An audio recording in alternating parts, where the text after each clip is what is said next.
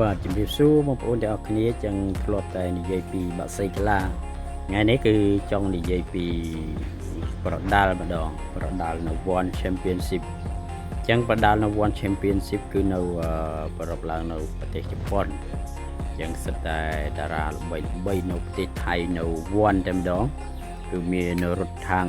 ជាតិមឹងនុនប៉ះជាមួយនឹងថាគេនោះគឺជាតារាបដាល់នៅប្រទេសជប៉ុនដល់3ម្នាក់ហើយរវាងតវ៉ាន់ឆៃប៉ះជាមួយនឹងជនជាតិជប៉ុនមួយទៀតដែលជាដែលល្បីដែរឈ្មោះអីវិញពេកគឺម៉ូអ៊ីរិមែនទេនឹងមួយឈ្មោះចុងក្រោយរបស់គេហើយមួយទៀតគឺSuper Leg ប៉ះជាមួយណាវីវអញ្ចឹងណាវីវគឺផានគេហៅថា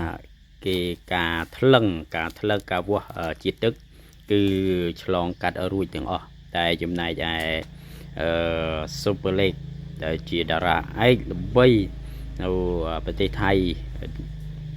ខាងបដាល់នវ័នហ្នឹងគឺអត់ឆ្លងអត់ផុតទេគឺជាតិទឹកអត់គ្រប់គ្រាន់គឺត្រូវធ្លាក់40 វ៉ាត់តែម្ដងធ្លាក់40 វ៉ាត់ឈ្នះណាវីវក៏ធ្លាក់គឺតម្កល់ទុកឲ្យអ្នកផ្សេងមកដើមហើយបើណាវីវយកឈ្នះគឺណាវីវនឹងទទួលបាន40 វ៉ាត់នឹងតែម្ដងហើយមានអ្នកបដាល់ល្បីដូចជា3A អីទៀតគឺស្ដាជាអ្នកដែលយើងមើលទៅគឺពេញភ្នែកមែនតើណាគឺពេញភ្នែកមែនតើអញ្ចឹងថ្ងៃនេះហើយគឺជាថ្ងៃពិសេសរបស់ One Championship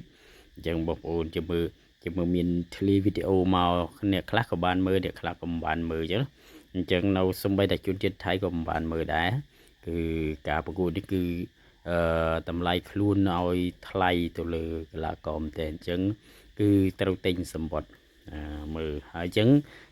តមានខ្សែរយៈមើលតាមណាតាមនេះប៉ុន្តែទៀតហ្នឹងគឺនឹងគេកាត់តវីដេអូខ្លីៗឲ្យមើលហើយ